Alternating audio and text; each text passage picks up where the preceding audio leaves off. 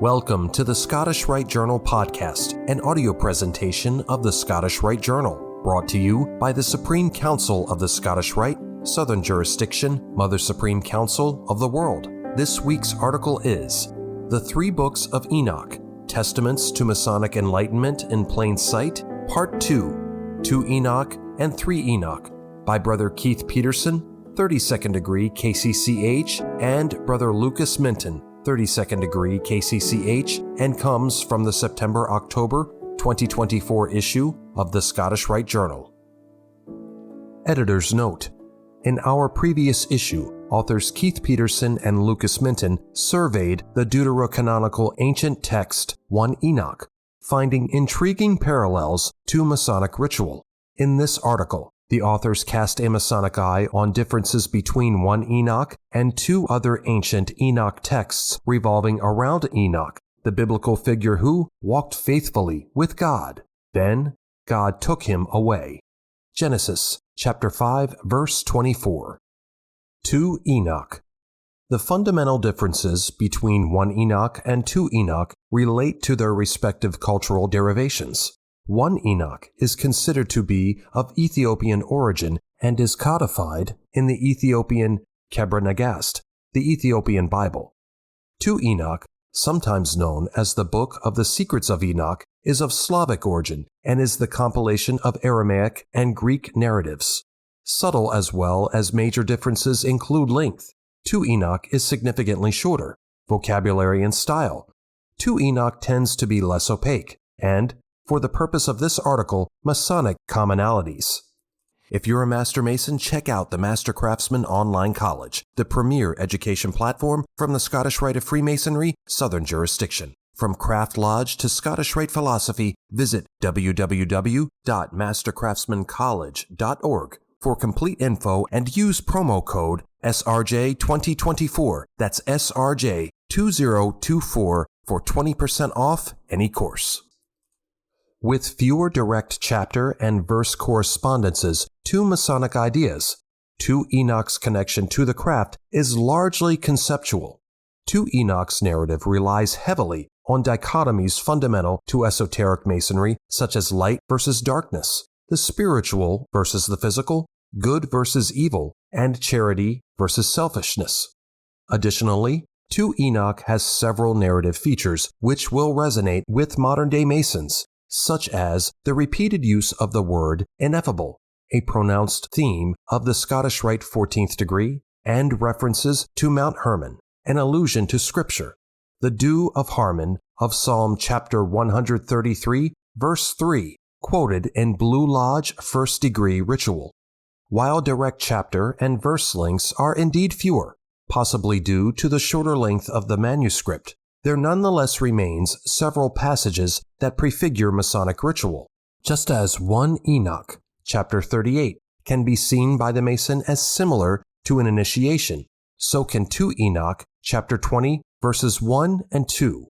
And those 2 men lifted me up thence, the Ioanite stations of light, and I became afraid and began to tremble with great terror. And those men took me and led me after them and said to me, Have courage, Enoch, do not fear, and showed me the Lord from afar. Also, like passages in 1 Enoch, 2 Enoch features multiple similarities to Masonic obligations. Chapter 50, verse 7 foreshadows a familiar Masonic injunction: Injure not widows, nor orphans, nor strangers, lest God's wrath come upon you. While chapter 51, verse 2, Hide not your silver in the earth, is reminiscent of Matthew chapter 6, verse 19. Lay not up for yourselves treasures upon earth. Much of chapter 52 reminds the reader of the Beatitudes in Matthew chapter 5, verses 1 through 12. These chapter 52 passages are also in general accord with Masonic morality, as we see in 1 Enoch chapter 52, verse 7. Blessed is he who looks down and raises the fallen. 3 Enoch. 3 Enoch is very different from both 1 and 2 Enoch. According to Paul C. Schneider's The 3 Books of Enoch, 3 Enoch was written somewhere between the 2nd and 5th century of the Common Era and is attributed to Rabbi Ishmael, a leading figure in Merkaba mysticism, and is considered a Hekelet, meaning places or temples text. While modern scholars disagree as whether Hekelet texts are a true accounting of prophetic ascension stories or simply masterful literary creations, the common theme of being raised to a higher plane is fundamental in the genre as well as in Freemasonry. In 3 Enoch, also called the Book of Palaces, or the Elevation of Metatron, we see a fundamental change in the narrative as the main narrator shifts from Enoch himself to Rabbi Ishmael, the high priest. We learn from our new narrator not only had God taken Enoch, but also transformed him, or perhaps even transfigured Enoch into an angel, giving him the new name Metatron. Enoch, now Metatron, is given great dominion in heaven. Metatron had been faithful over a few, and God had made him ruler of many things, an idea reminiscent of Matthew chapter 25, verse 21. Thou hast been faithful over a few things, I will make thee ruler over many things. Rabbi Ishmael is astounded about Enoch's transfiguration when it is revealed that Enoch, now Metatron, is not just an angel, but is called the Lesser Yahweh, signaling his eminent status among the angels. Because 3 Enoch is not written in traditional canonical form, it is difficult to connect chapters and verses to Freemasonry as in 1 and 2 Enoch. However, when viewing the text in mystical terms and in the realm of metaphor, a link can still be made. While certainly less overt, the notion of being raised and mastery of the self, the Master Mason's goal, do exist within the text, and for the Mason of a meditative bent, 3 Enoch can be richly rewarding in adding depth to the Masonic experience.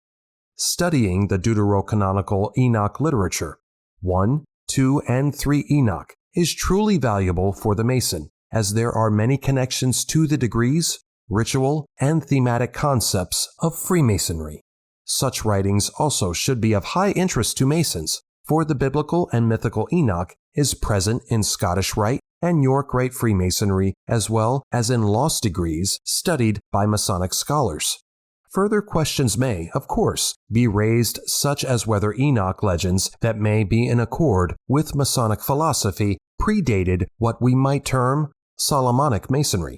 While the true answer to this and other questions will likely never be known, the next generation of Masonic writers probably will continue to ponder how the fascinating biblical figure of Enoch has become such a salient part of Masonic lore. Like and share this article, and don't forget to subscribe to the channel. If you wish to comment, please leave one, and as a reminder, hit the notifications bell. Any accompanying photographs or citations for this article can be found in the corresponding print edition. The Scottish Rite Journal is published by the Supreme Council of the Scottish Rite, Southern Jurisdiction, Mother Supreme Council of the World. Mark Dreisenstock, 33rd degree, Managing Editor. I'm your host, Matt Bowers.